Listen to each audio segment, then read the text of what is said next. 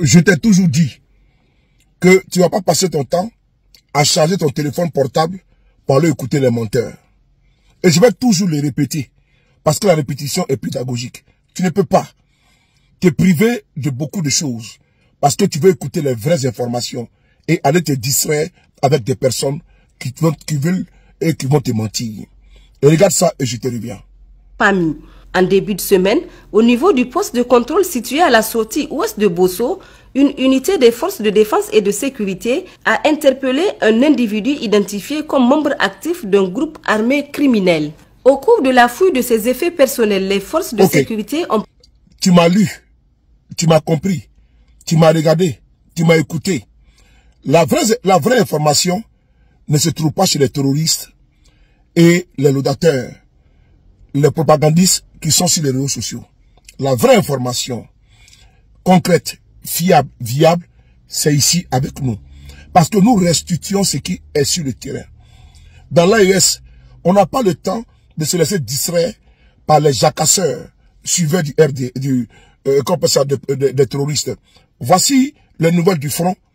Nous allons nous plonger directement au Niger. Et la moisson, elle est très bonne. On écoute ensemble. N'oubliez surtout pas de vous abonner. N'oubliez pas également de partager. C'est ça, votre contribution à notre lutte. Merci. Dans la région de Tillabéri, dans le cadre de l'opération Al-Mahaou, en début de soirée du mercredi 25 juin, une opération de reconnaissance offensive a été conduite sur plusieurs vallées dans le périmètre d'Inates, identifié comme zone de transit, ainsi que sur des cours d'eau utilisés à des fins de pêche par des groupes armés terroristes. Sur les lieux, des traces fraîches de motocyclettes ont été relevées, confirmant une présence ennemie récente. Plusieurs signes d'activité illicite ont été constatés, notamment des filets de pêche déployés et un abri de fortune en paille servant probablement de point logistique ou de poste d'observation. L'ensemble du matériel ennemi a été saisi et neutralisé sur place. Un individu en fuite agissant vraisemblablement en qualité de guetteur a été repéré et neutralisé par un tireur d'élite. Sur la rive droite du fleuve Niger, dans le cadre de l'opération NIA, le lundi 23 juin 2025, sur la base d'un renseignement de sources fiables faisant état de mouvements logistiques en soutien aux groupes armés terroristes, un dispositif d'embuscade a été mis en place par nos unités sur un axe de passage identifié dans la zone de Garbounia. Cette action rapide et coordonnée a permis l'interception d'un convoi composé de 2 charrettes transportant une importante quantité de vivres destinés aux éléments terroristes. Au cours de cette même opération, 3 individus impliqués dans le ravitaillement ont été appréhendés. Ils ont été remis aux services compétents pour exploitation et suites judiciaires appropriées. Dans la région de Tawa, au sein de l'opération Chara, au cours de la journée du mardi 24 juin 2025, un détachement des forces de sécurité engagé dans une mission de contrôle de zone a procédé à l'interception et à l'arrestation de 7 individus suspects aux abords du village d'Intamat, localité située à environ 20 km au nord-est de Tinta. Les éléments interpellés présumés appartenir à un groupe criminel qui circulait à bord d'un véhicule de type Toyota Hardtop ainsi que 2 motocyclettes. Ils étaient en possession de matériel suspect dissimulé au moment de leur arrestation. Conformément aux procédures en vigueur, les individus appréhendés ainsi que le matériel saisi ont été immédiatement remis aux services compétents en vue d'une enquête approfondie. Dans le cadre du renforcement de la préparation opérationnelle et de la cohésion interarmes, la ville de Tawa a accueilli du 16 au 25 juin 2025 la première édition du championnat de biathlon du chef d'état-major de l'armée de terre, couplé à un championnat de ballon militaire. Ces activités sportives d'envergure ont été marquées par la présence du général de brigade Abou Zataka, chef d'état-major adjoint de l'armée de terre qui a présidé les cérémonies d'ouverture et de clôture de cette grande rencontre sportive marquée par une forte mobilisation. Organisée dans un contexte d'intensification des efforts de montée en puissance des forces terrestres, cette compétition d'envergure a rassemblé les équipes issues de 9 zones de défense. Le biathlon s'est articulé autour de 2 épreuves majeures. Une course d'orientation tactique et une course de fond de 10 km mettant à l'épreuve l'endurance, la réactivité et l'aptitude à évoluer en milieu inconnu. Palmarès des compétitions, ballon militaire premier, zone de défense numéro 5 Difa, deuxième, zone de défense numéro 7 Dosso, troisième, zone de défense numéro 4 Tawa. Biathlon, premier zone de défense numéro 3 Zender, Deuxième zone de défense numéro 6, Maradi. Troisième zone de défense numéro 8, Dirkou. Les objectifs poursuivis à travers cet événement visaient avant tout à renforcer la cohésion et l'esprit des corps entre les unités engagées en cultivant une saine émulation entre les différentes zones de défense. Il s'agissait également de stimuler l'endurance, l'agilité tactique et la condition physique des militaires dans une démarche résolument orientée vers la performance opérationnelle. Cette rencontre a enfin permis de valoriser l'excellence en identifiant les zones les plus performantes et en relevant de nouveaux talents au sein des forces terrestres. Au-delà de la compétition, cette initiative s'est imposée comme un puissant levier de motivation collective et de cohésion interarmes. Elle s'inscrit pleinement dans la dynamique de transformation et de professionnalisation engagée au sein de l'armée de terre, en favorisant l'émergence d'une culture de l'effort, de la discipline et de l'excellence.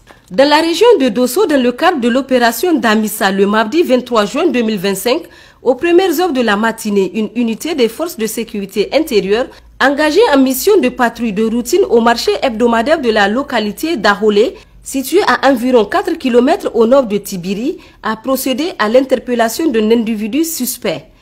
Le mis en cause, un trafiquant de stupéfiants notoire et multirécidiviste âgé de 82 ans, a été appréhendé en possession d'une importante quantité de substances psychotropes prohibées, à savoir 2880 kg de chanvre indien, 4837 comprimés de diazépam, tramadol, d'hexacure et gabedol, ainsi qu'une somme d'argent significative en francs CFA et en NERA, 2 téléphones portables. Le suspect a été placé en garde à vue dans l'attente de sa présentation devant les autorités compétentes. Auparavant, suite à l'exploitation de renseignements indiquant la présence avérée de bandits armés dans les environs du village d'Albarkaïsé, dans la commune de Tanda, une patrouille mixte des forces de sécurité a été engagée dans la zone d'opération dans la nuit du lundi aux environs de 2 heures du matin. L'intervention a abouti à l'interpellation de 3 individus affiliés à des groupes criminels. Ces derniers étaient en possession d'une somme excédant 4 millions de francs CFA, d'une motocyclette ainsi que de substances stupéfiantes, notamment du tramadol. Les suspects ont été immédiatement remis aux services compétents pour des investigations approfondies.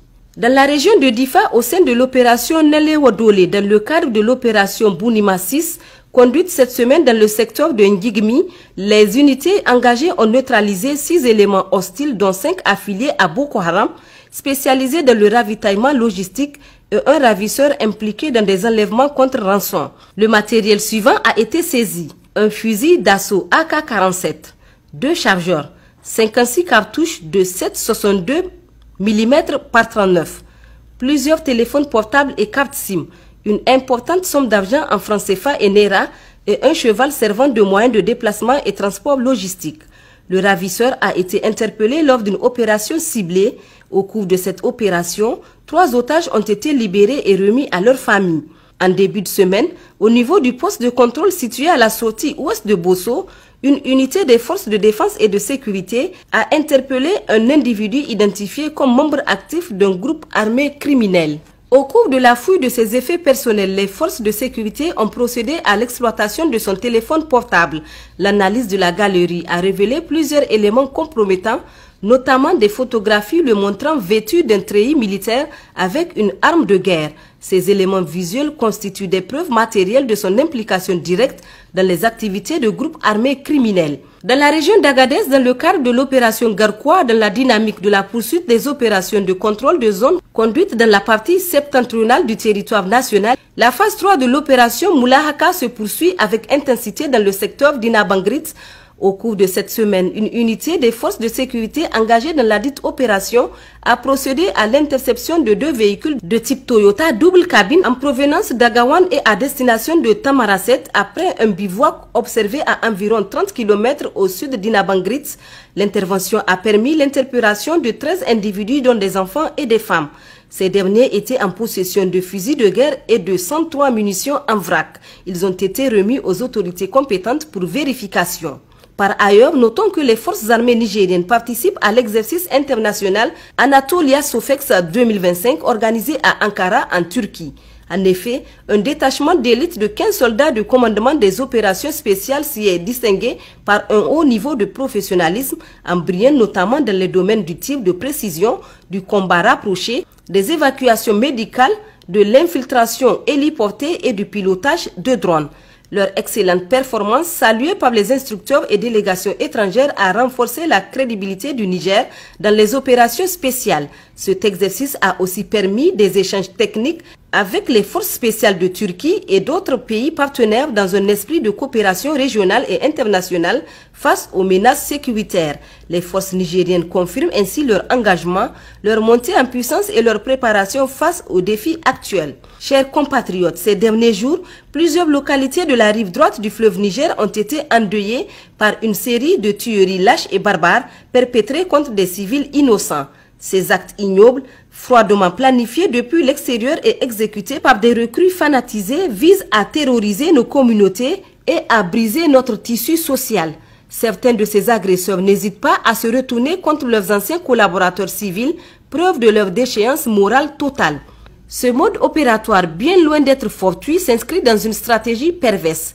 Isoler le peuple de l'État, semer la division, affaiblir nos valeurs et éroder notre unité nationale. Parallèlement à ces attaques sanglantes, une autre guerre est menée, celle de l'intoxication. À travers les réseaux sociaux, des rumeurs mensongères, des montagnes cyniques et de fausses nouvelles sont diffusées pour démoraliser nos forces de défense et de sécurité et instiller la peur et la confusion dans les esprits. Ne tombons pas dans ce piège. Ne relayons que les informations vérifiées en nous tenant strictement aux canaux officiels. Restons lucides, responsables et unis face à cette guerre de manipulation. Face à cette offensive globale, l'État ne fléchit pas. Nos forces de défense et de sécurité sont mobilisées, aguerries et déterminées à traquer et neutraliser tous les ennemis de la paix. Chaque jour, nos soldats prennent des risques immenses pour protéger la nation. Ils ont besoin de votre soutien. Peuple du Niger, c'est dans l'épreuve que les grandes nations se révèlent. Nous devons faire bloc, resserrer nos rangs et redoubler de courage. Que la douleur ne se transforme pas en peur, mais en arme collective. Ne baissons pas les bras. N'acceptons ni l'humiliation ni la soumission. Soutenons davantage nos soldats. Informons-les, protégeons-les, aidons-les. Cette lutte est la nôtre. C'est celle du peuple debout contre l'obscurantisme et la barbarie. Le Niger est notre héritage, notre fierté et notre avenir. Ensemble, défendons-le avec détermination, dignité et honneur. Pour les forces armées nigériennes, le 40-40. Pour la gendarmerie nationale, le 40-00. Pour la garde nationale,